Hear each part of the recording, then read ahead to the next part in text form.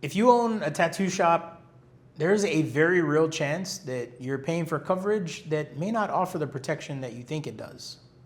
Not necessarily because you did anything wrong, but because no one ever actually showed you how to read your policy. So today I'm fixing that. This is a full insurance audit for tattoo shop owners. I'm gonna walk you through exactly what to look for, where to find it, and what's missing in most policies. Because what you know now can help you prevent from being burned later. So let's get into it. First things first, pull up your policy. Go ahead, I'll wait.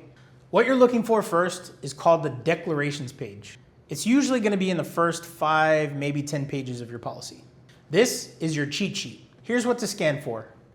Named insured. Is it your shop's legal entity? Not a DBA, not a nickname. Policy period. Are you active right now? Or maybe you're about to expire. Coverage types listed. This is what policies you actually have. Limits. How much coverage do you actually have? And last but not least, endorsements. The fine print that changes everything. If you don't understand your insurance policy, it's because no one ever walked you through this page. Now, let's audit your insurance like a pro. There are 7 core coverages that every tattoo owner should at least review.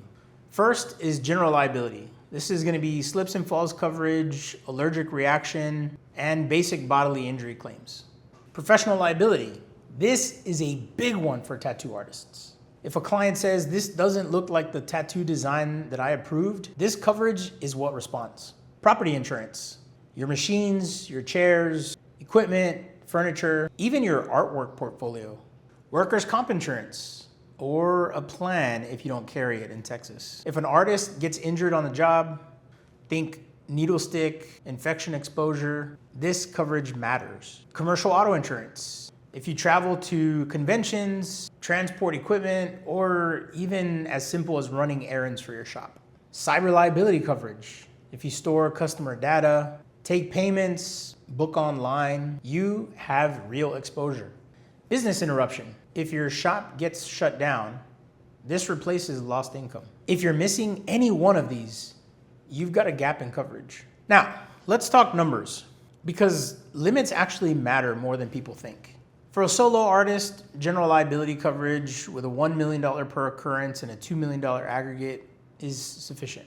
Professional liability, think no less than $1 million in coverage.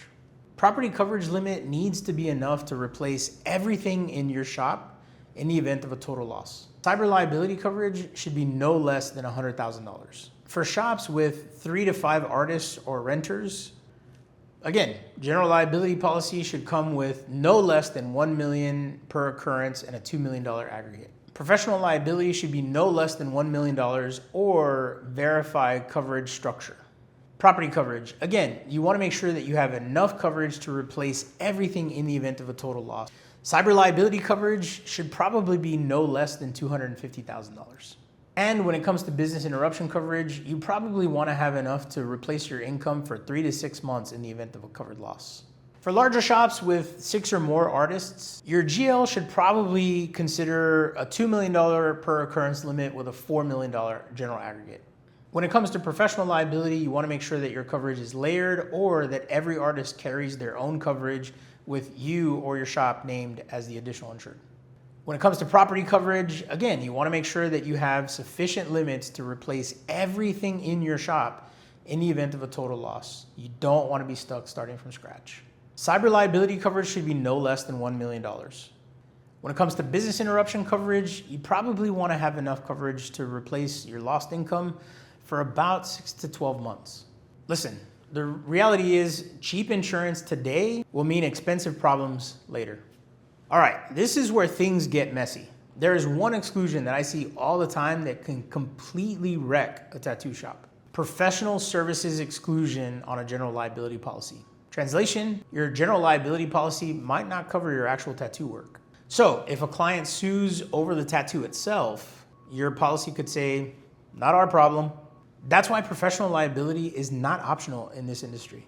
Other exclusions to scan for: communicable disease exclusions, bloodborne pathogen exclusions, independent contractor exclusions. If you see anything like that on your endorsement forms, pause and ask questions immediately. Now, on to endorsements. This is where your policy can become solid or full of holes. Here are a few that you should be asking about. Hired and non-owned auto coverage. If you or your artist use their personal vehicles for business, this matters. Products liability, coverage reaction to inks, aftercare products, or anything that you use or sell. Liquor liability. If you host events, openings, or parties, don't skip this one. And for shops with booth renters, additional insured structures. Clear separation of liabilities between artists and the shop. This is where claims get messy. In Texas, tattoo shops are regulated by the Texas Department of State Health Services. They care about sanitation, licensing, and operational compliance. But here's the part that people miss the most. Your insurance program should support compliance, meaning proper consent forms, clean procedures documented, and coverage that aligns with your operation. If something goes wrong and you're not compliant, insurance gets complicated fast. Let's kill a myth real quick. Not all $800 a year policies are equal. Here's what to compare. Are both general liability and professional liability coverages included? Do they contain the same limits? What about deductibles? Are there exclusions buried in one policy but not in another? Is the policy a claims-made policy or occurrence-based coverage? There is a huge difference. Who's the carrier? Are they actually experienced in your industry?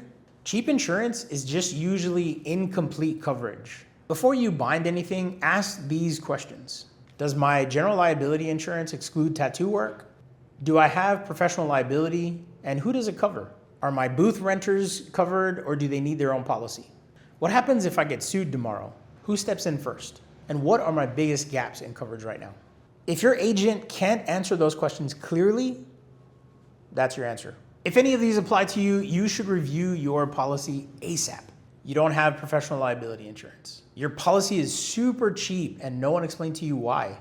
You've added artists, but never updated your policy. You don't know what your limits are. You've never seen any endorsements. Listen, that's not a judgment. That's just a reality for most shop owners. You really have two options when it comes to buying insurance. Go direct, one carrier, one option, limited perspective. Or work with an independent insurance agent. Someone who can shop multiple carriers, compare coverage, and actually advise you. In a niche like tattoo shops, that difference matters, like a lot. Look, I get it. Insurance is not the fun part of owning a tattoo shop, but that is the thing that protects what you've built. If you take one thing from this video, it's don't assume that you are covered. Verify it. And to make things easier for you, we put together a tattoo shop insurance checklist, which covers everything that we just walked through step by step. We'll drop a link in the comment below so you can download it and audit your policy today. If this helped you at all, hit the subscribe button. I break down real-world insurance in plain English so you can make better decisions for your business. And if you've got questions about your setup, drop them below. See you guys on the next one.